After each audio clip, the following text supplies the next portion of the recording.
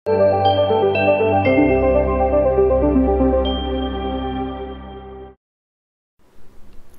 friends, welcome to Forward IAS.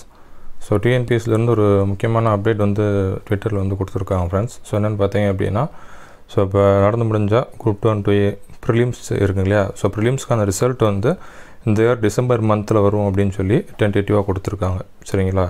So group 2 and 2Aவோட prelims result வந்து December month expect பண்ணலாம்.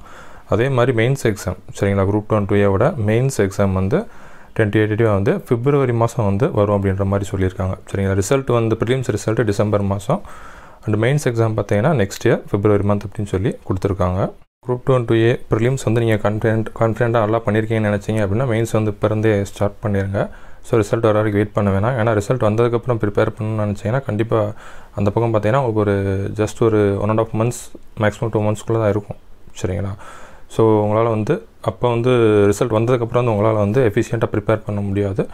So கான்ஃபிடென்ட்டாக பண்ணியிருக்கவங்க இப்போ இருந்தே வந்து மெயின்ஸ்க்கான ப்ரிப்பரேஷன் வந்து ஸ்டார்ட் பண்ணிடுங்க. ஸோ அதான் வந்து கரெக்டான ஸ்ட்ராட்டஜியாக இருக்கும். So all the best guys, stay positive, thank you.